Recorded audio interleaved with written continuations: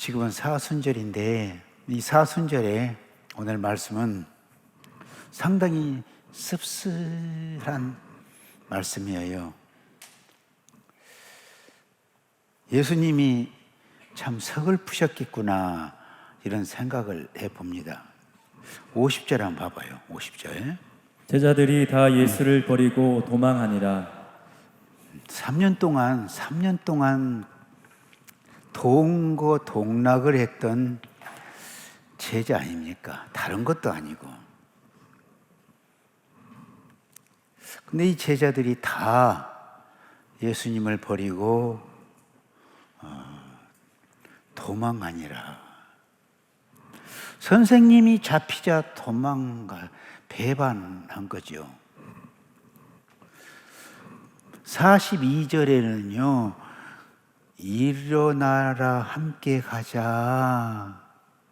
예수님은 고난의 자리에도 함께 가고 싶어 했어요. 십자가 현장도 함께 갔으면 했어요. 한 사람도 빠짐없이 다 도망가 버렸어요. 너무 씁쓸해요. 도망간 부류들이 세 부류로 성경은 묘사하고 있습니다. 첫째, 가장 가까이 지내던 사람, 예수님 곁에는 항상 이 사람들이 있었어요. 누구예요?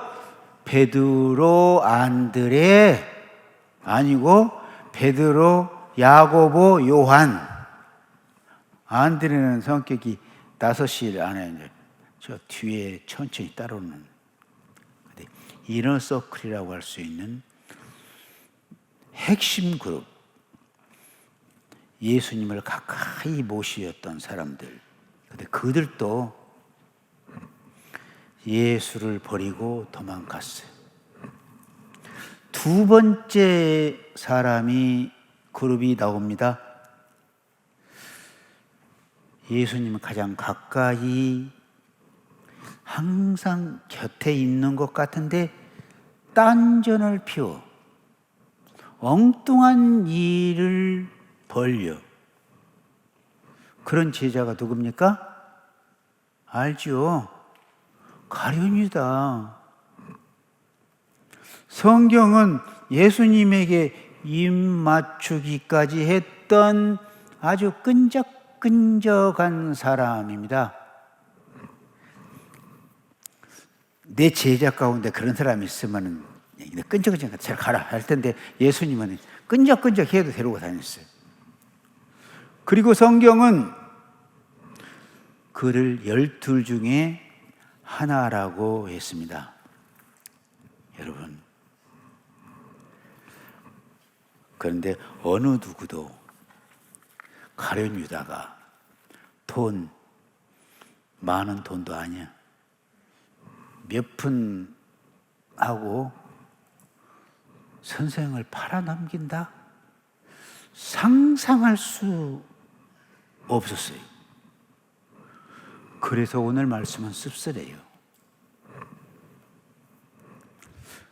가룟 유다만 예수님을 버린 것이 아니라 수제자 베드로의 배신이 방금 뒤에가 나옵니다. 예수님께서 볼 때 기가 막혀요. 베드로가 그렇게 부인할 줄은 누가 알아요?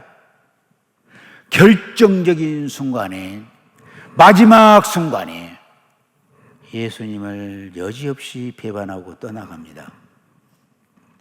셋째 부류 사람이 나옵니다. 갑자기 등장한 사람입니다. 51절, 52절에 한 청년이 벗은 몸에 배 혼이불을 두르고 예수를 따라가다가 무리에게 잡힘에 배 혼이불을 버리고 벗은 몸으로 도망하니라. 벗은 몸으로 도망가? 마가가 자기 이야기를 기록하고 있는 거예요. 나중에 성령을 받고 참된 제자가 된 뒤에 그 창피했던 사건,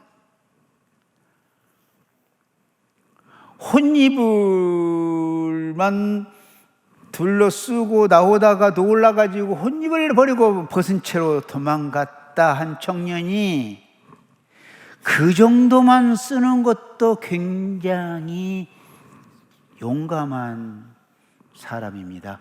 그리고 정직한 사람인 것 같아요. 자기 부끄러운 자기를 노출시킨 거죠. 예수님을 배반했던 자기, 말하기 싫지만 성령의 감동으로 말씀을 쓸 때 빼놓을 수 없으니까 이 정도 썼어요. 오늘 우리는 예수님을 배반한 새 그룹들을 만나게 되었습니다. 모양새는 다 달라요. 그런데 여기서 드러나는 본질은 하나입니다. 배신의 순간만은 베드로나 유다나 벗은 몸으로 잠자다가 도망간 사람이나 다 같아요. 베드로 보세요. 지도가리만큼 예수님을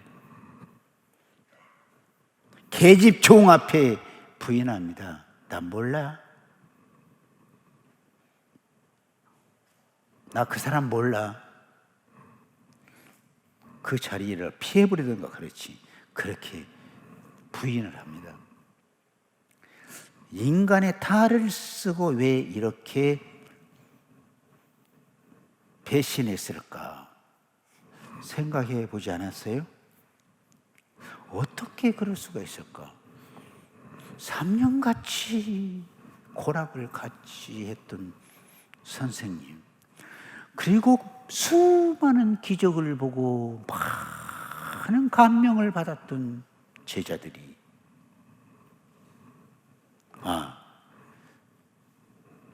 나도 그럴 수 있을까? 그럴 수 있어. 나는 그것을 발견했어요. 사람이 엄청나게 기대했던 것들이 다 무너져 버리면 그럴 수도 있겠구나. 베드로가 단지 인간성이 나쁜 거 아니에요. 인간성 문제로 배신한 거 아니에요. 베드로도 영리한 사람이에요. 베드로 전후서를 보면은 고급 그리스어 아람어를 사용한 사람입니다. 상당히 학식이 있더라고요. 베드로도 상황 판단 능력이 있는 사람이에요. 대제사장 뜰에서 벌어지는 상황을 보면서 베드로는 자기가 기대했던 것과는 전혀 다른 일이 일어나요. 예수님, 내가 의지하고 전폭적으로 기대했던 예수님 최후가 이거야? 와, 잡혀서 매 맞고 죽네. 내가 저런 사람을 3년씩이나 따라다녔다니. 그때 당시 베드로는 그렇게 생각했다니까요. 그러니까 배반하고 떠나지. 예수님의 제자들이 그렇게 고백했잖아요. 죽을지라도 예수님 따라갑니다. 베드로만 그 말한 것이 아니라 모든 제자들이 다 그랬다니까. 나 죽을지라도 예수님 따라갑니다. 죽게 되니까 다 버린 거예요. 자기가 철석같이 믿었던 어떤 확신, 어떤 신념, 기초가 무너지기 때문에 그럴 수도 있겠구나. 언제든지 배반은 가능하겠구나. 우리도 자유로울 수 없겠구나. 베드로가 예수님을 배반하게 된 것은 그가 예수를 굳게 믿은 게 아니라 자기 자신을 믿었기 때문입니다. 여러분, 예수님 제자 중에 가장 똑똑한 우수한 머리 가진 사람이 누굽니까? 유다, 가룟 유다.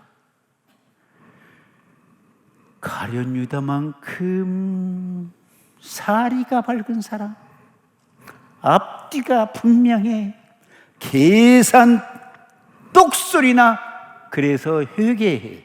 제자들과 같은 예수 그리스도 공동체 회개를 맡았어. 또 별명이, 아니 자타가 실증주의자. 도마와 친했어요. 친구예요.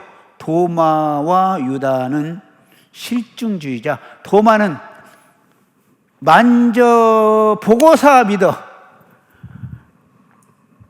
예수님이 살아났다고 못 믿어. 손가락으로 창자국을 만져봐야 해요. 유다 보세요. 대제사장들과 암호를 짜고 예수를 넘길 수 있는 머리, 그 머리가 영야머리나 하지. 그때 당시 대제사장들이 예수당원들을, 예수 믿는 사람들을 사람 취급도 안 했었는데 어떻게 어떤 머리로 대제사장과 암호, 군호를 짜가지고 내가 가서 군을 입 맞추면 그 사람이 예수다. 영리한 사람만 할 수 있어요. 멍청한 사람 못해. 유다는 영리했던 거예요. 그러나 유다를 보면서 무엇을 생각하십니까? 입 맞추면서까지 암호를 짜고 선생님을 팔았다는 거예요. 이 거짓된 행동, 완벽한 간신역을 합니다. 이 순간만 예수님의 제자 유다가 아닙니다. 100% 예수님의 제자 유다가 아닙니다.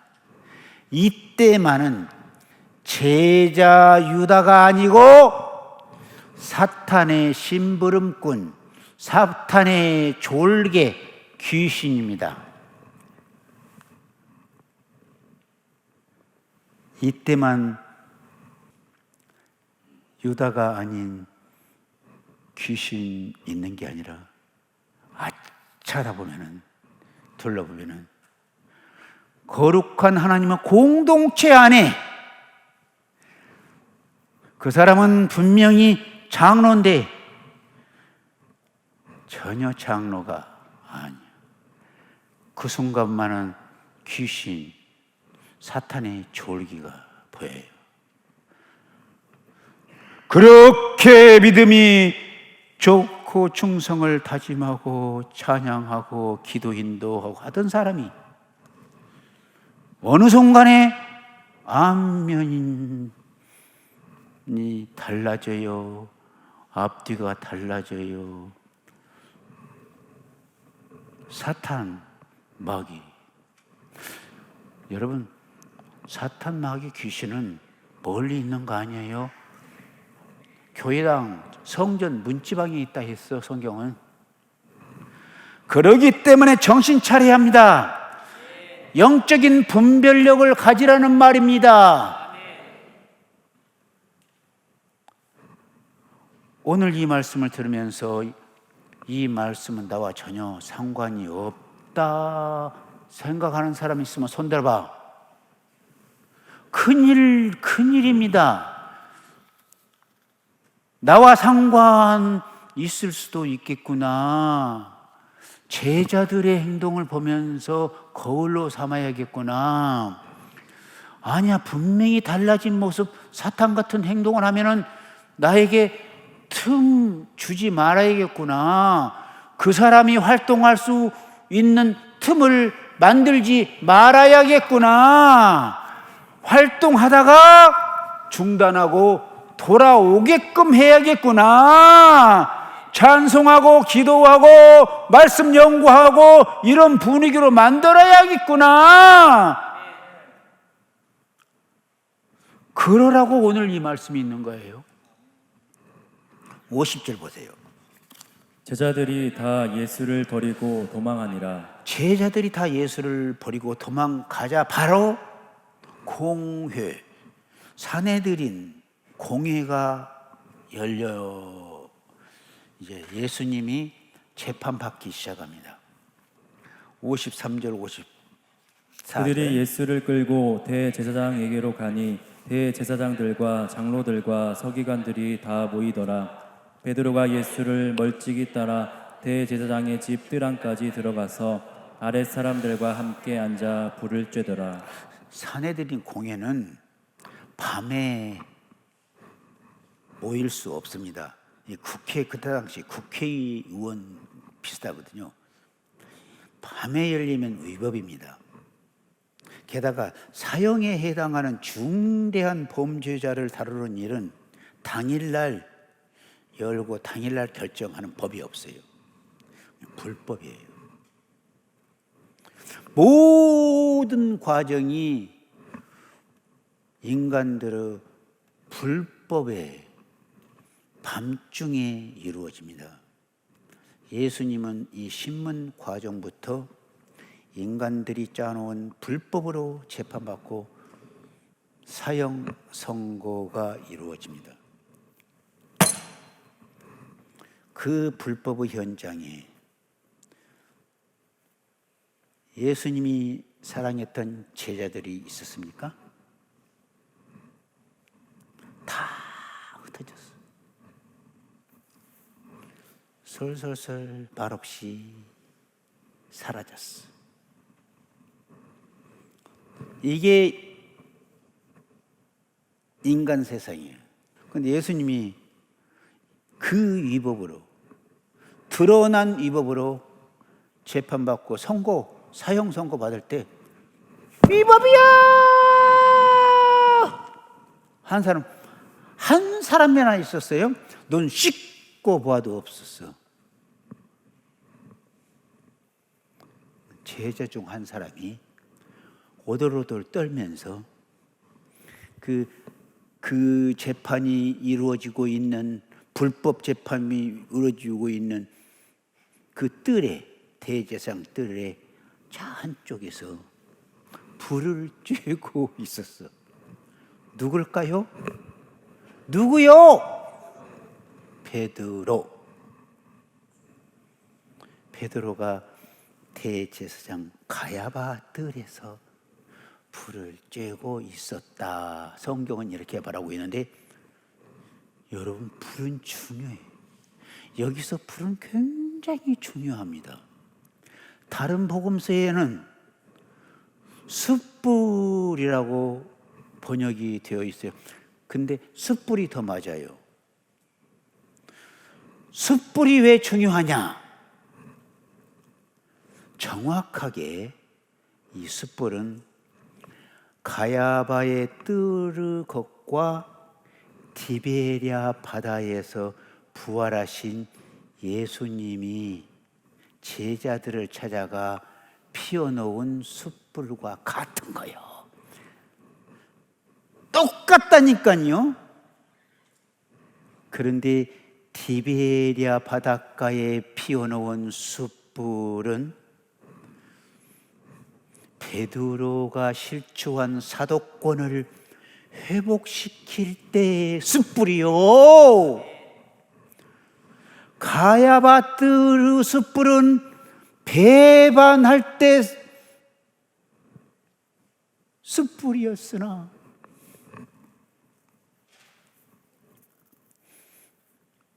디베랴 바닷가에 피워놓은 숯불은 사도 제자로, 참 제자로 만드는 숯불이었어요. 그러니 숯불은 얼마나 의미가 있습니까? 예수님은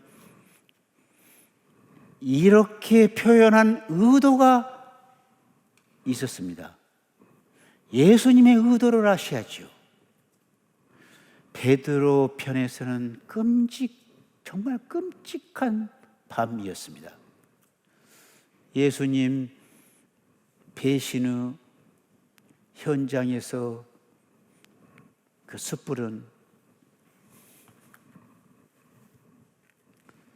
티베리아 바닷가에서 제자로 회복시키는 숯불과 똑같다는 거, 일치된다는 거. 티베리아 바닷가에서 예수님은 아무 말씀 안 하시고 숯불만 펴놔요. 그리고 고기 몇 마리를 구워놔요. 그 냄새, 새벽녘에 그 냄새 얼마나 배는 고픈데 진하게 났겠습니까? 한마디도 추궁하지 않아. 오히려 먹어라, 먹어보겠다. 이러한 예수님.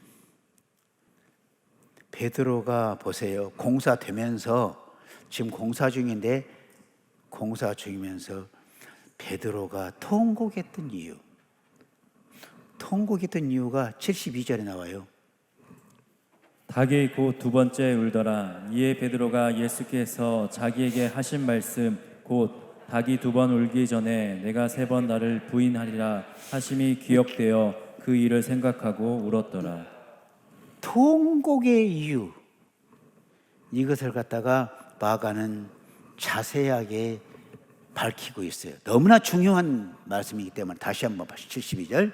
닭이 곧 두 번째 울더라. 이에 베드로가 예수께서 자기에게 하신 말씀 곧 닭이 두 번 울기 전에 내가 세 번 나를 부인하리라 하심이 기억되어 그 일을 생각하고 울었더라. 이 말씀만 기억하세요.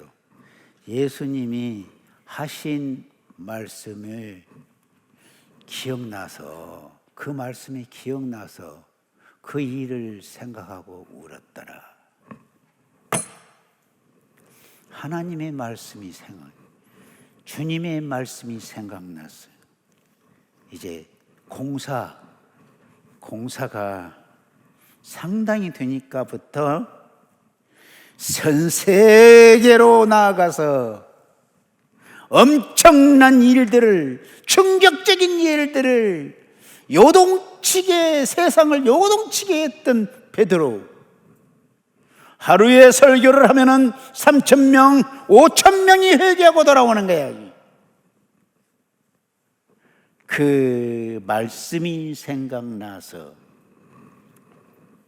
울었더라. 이 울음은 보통 울음이 아니에요. 우리가 우는, 찍찍찍 우는 그런 울음이 아니라니까요. 후회하면서 우는 거 아니에요. 회개의 눈물, 통회의 눈물, 자복하면서 목이 터져라 우는 거예요. 여러분, 후회와 회개는 달라요. 유다도 후회는 했어요. 베드로는 후회를 넘어서 통회하고 자복했어요. 서림 성도들이여, 부탁합니다. 영혼이 잘 되고 범사가 잘 되시기를 바랍니다. 영혼이 먼저입니다. 영이 살아야 합니다. 죽어도 영혼은 삽니다. 죽어도 살겠고 영혼이 사시기 바랍니다.